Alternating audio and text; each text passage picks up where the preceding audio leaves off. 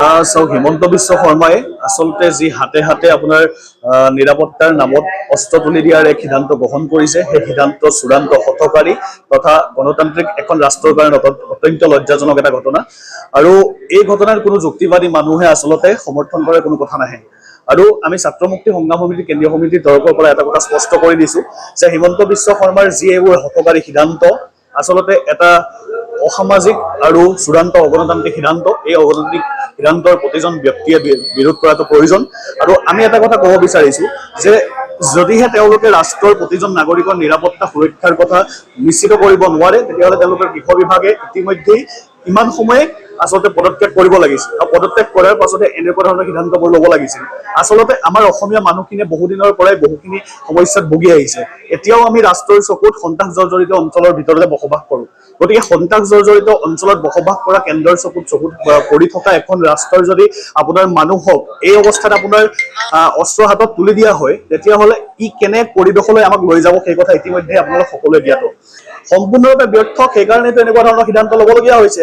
যদিহে আপোনাৰ পুলিচ প্ৰশাসনৰ ওপৰত তেওঁলোকৰ গৃহ বিভাগৰ ওপৰত তেওঁলোকৰ বিশ্বাস থাকিলে হয়, নিশ্চয়ভাৱে তেওঁলোকে এনেকুৱা সিদ্ধান্ত দিব লগা নহ'লহেঁতেন যে প্ৰতিজন মানুহৰ হাতে হাতে অস্ত্ৰ এতিয়া ই কেতিয়াও হ'ব নোৱাৰে। কাৰণ আমাৰ জাতিটোৰ বেছিভাগ মানুহে এতিয়া আপোনাৰ অৰ্থনৈতিকভাৱে হওক, সামাজিকভাৱে হওক, ৰাজনৈতিকভাৱে হওক, সকলোৱে এক আচলতে চেপাৰ মাজত সোমাই পেলাই জীয়াই আছে। আৰু এনে আচলতে ৰাজনৈতিক পৰিৱেশৰ মাজত প্ৰতিজন মানুহক আচলতে বন্দুক দি আচলতে এখন গণতান্ত্ৰিক দেশৰ পৰা কি পদ্ধতিৰ দেশলৈ তেওঁলোকে নিব বিচাৰি আছে, এইটো এটা অবুজ সাঁথৰ আমাৰ কাৰণে। আৰু এই কথাটো আমি তীব্ৰভাৱে গৰিহণা দিছো, ধিক্কাৰ জনাইছো।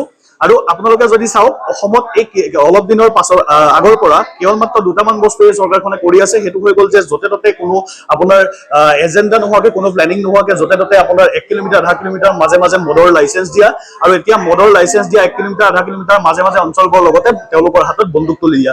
আচলতে জাতিটোক কি কৰিব বিচাৰিছে তাতে ওলাই আছে যে 26ৰ ইলেকশ্যনত বৈতৰণি পাৰ কৰিবৰ কাৰণে তেওঁলোকৰ কোনো প্ৰপাৰ প্লেনিং নাই, তেওঁলোকৰ কোনো বেছ নাই। সেইকাৰণে আচলতে এনেকুৱা ধৰণৰ কিছুমান ৰাজনৈতিক মুনাফাৰ কাৰণে সংঘৰ্ষ সৃষ্টি কৰি আমাৰ মানুহখিনিক আচলতে বিভ্ৰান্তিত ৰাখি পেলাই তেওঁলোকে বৈতৰণি পাৰ কৰিব বিচাৰিছে।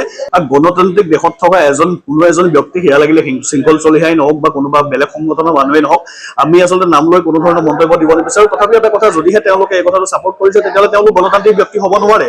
কাৰণ গণতন্ত্ৰ যদি তেওঁলোকৰ বিশ্বাস থাকে, তেতিয়াহ'লে কেতিয়াও হাতে হাতে বন্দুক তুলি লোৱাৰ কথা কোনো ক'ব নোৱাৰে। এয়া গণতন্ত্ৰ আমাৰ মতে নহয়। আৰু শৃংখল চলিহাই হওক বা যিয়েই নহওক এই কথা কৈছে, সেইটো কেতিয়াও শুদ্ধ কথা হ'ব নোৱাৰে। গতিকে আমি এই কথাটোৰো বিৰোধিতা কৰিছো।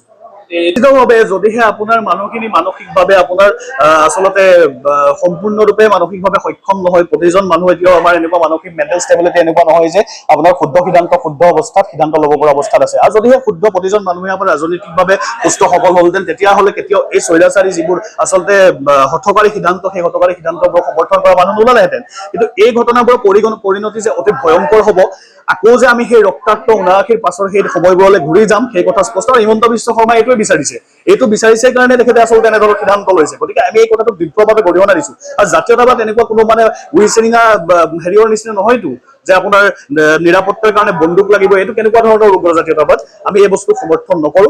গতিকে যুক্তিবাদী প্ৰতিজন মানুহে ইয়াক বিৰোধ কৰা উচিত। আৰু প্ৰতিজন মানুহে যুক্তিৰে এনেকুৱা ধৰণৰ যি এটা অন্ধকাৰ দিশলৈ আমাৰ সমাজখন গৈ আছে, তাৰ বিৰুদ্ধে মাত মাতিব বুলি আমি আশা কৰিছো আৰু আহ্বান জনাইছো সকলোকে।